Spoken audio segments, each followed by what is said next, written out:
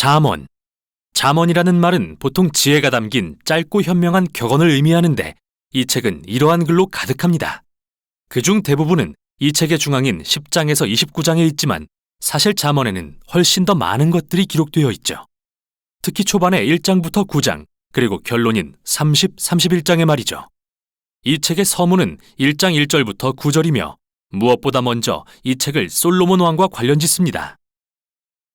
열왕기상 3장에서 솔로몬은 하나님께 이스라엘을 잘 다스릴 수 있도록 지혜를 구하고 하나님은 그를 고대의 가장 지혜로운 자가 되게 하시죠. 또 열왕기상 4장에는 그가 수천 개의 잠언과 시편을 쓰고 동식물에 대한 지식도 수집했다는 기록이 있는데 솔로몬은 마치 이스라엘 지혜 문학의 근원 같습니다. 이 책 전체를 그가 직접 쓴 건 아니지만 이스라엘의 지혜 전통이 그에게서 시작됐으니까요. 서문은 이 책을 읽음으로써 여러분도 지혜를 얻을 수 있다고 말합니다.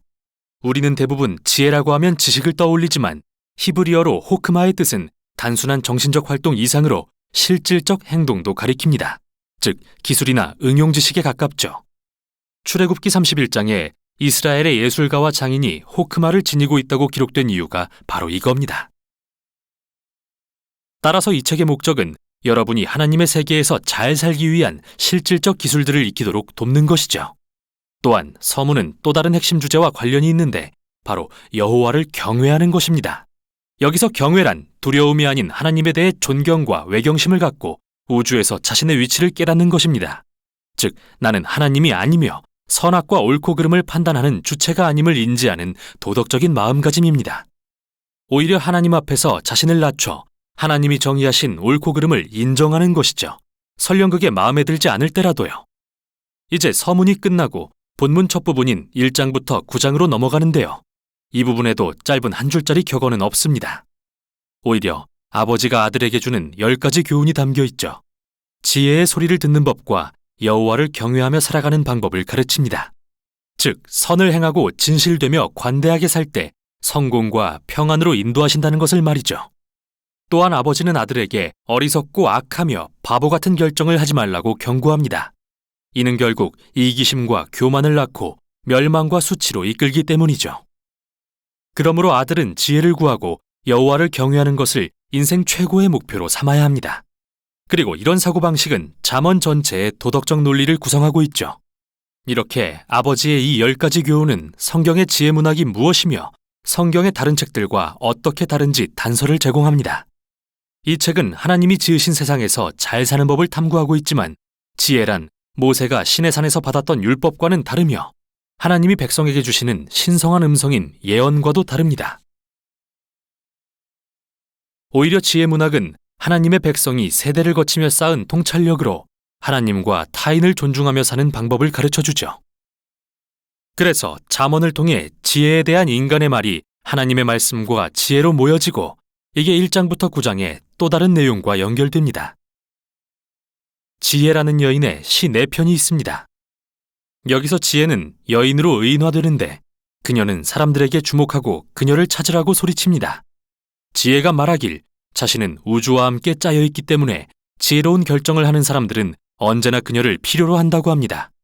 즉, 관대하거나 성적으로 정결하거나 정의로운 사람은 지혜에 의지하는 거라고요. 지혜라는 여인의 이 시들은 창의적이고 시적인 방법으로 우리가 하나님의 도덕적 우주 안에 살고 있다는 걸 말해줍니다. 선과 정의란 객관적인 실제이며 이를 무시하는 것은 우리의 책임이라는 것을 말이죠. 그러므로 여호와를 경외하며 지혜롭게 사는 것은 우주와 결을 맞추는 것이죠. 이렇게 아버지의 교훈과 지혜라는 여인의 시가 만나 이 책이 어떤 의미를 갖는지 분명히 알려줍니다. 여러분은 단지 좋은 조언을 읽는 게 아니라 선조들로부터 지혜를 배우라는 하나님의 초청을 읽는 것이라고요. 이 책의 다음 부분인 10장부터 29장에는 수백 개의 고대 잠언이 나오는데요. 지혜와 여호와를 경외하는 태도를 삶의 모든 영역에 적용하죠. 가족, 직장, 이웃, 우정, 성, 결혼, 재정, 분노, 용서, 술, 빚 등 모든 영역에요. 그리고 이 잠언들은 1장부터 9장의 가치체계로 걸러진 것들이며 한결같이 매우 짧고 기억하기에 쉬운 것들인데요. 사실 이 부분은 인생의 여정에서 다시 보고 또 보며 참고할 수 있는 내용으로 쓰인 것이죠. 이제 중요한 문제는 이 잠언을 어떻게 읽을 것인가입니다. 먼저 모든 잠언은 본질적으로 개연성에 대한 것입니다. 만일 우리가 여호와를 경외하고 지혜롭고 선한 결정을 내린다면 모든 일이 잘 풀리겠지만 여호와를 경외하지 않고 어리석게 산다면 삶은 아마도 잘 풀리지 않겠죠. 실제로 이런 경우가 많겠지만 항상 그런 건 아닌데요. 그래서 다음 요지는 잠언은 언약이 아니라는 것입니다. 잠언은 성공을 위한 공식이 아닙니다. 예를 들어 어떤 잠언은 주님을 경외하면 장수를 누리지만 악인의 수명은 짧아진다고 하고 어떤 잠언은 마땅히 걸어야 할 그 길을 아이에게 가르치면 늙어서도 그 길을 떠나지 않는다라고 합니다. 물론 여호와를 경외하는 도덕적인 사람은 더 좋고 장수하는 삶을 살 가능성이 높겠죠. 아이를 안정되고 사랑이 많은 가정에서 기르면 잘 자랄 것이고요. 하지만 꼭 그렇다는 보장은 없습니다. 세상에서는 많은 일들이 잘못될 수 있기 때문이죠. 마지막으로 원래 잠언은 일반적인 원칙에 초점을 맞춥니다. 예외가 아니라요. 사실 지혜서들은 예외들을 무시하지 않는데 욥기와 전도서 같은 지혜서들이 바로 그 많은 예외들을 다루고 있습니다. 이 책들은 인생이 간단한 공식을 적용하기에는 너무나 복잡하다는 것을 인정합니다. 그래서 인생을 더 잘 이해하려면 지혜서들을 함께 읽어야 하는 거죠. 이제 마지막 부분입니다. 2개의 긴 시 모음집이 있는데요.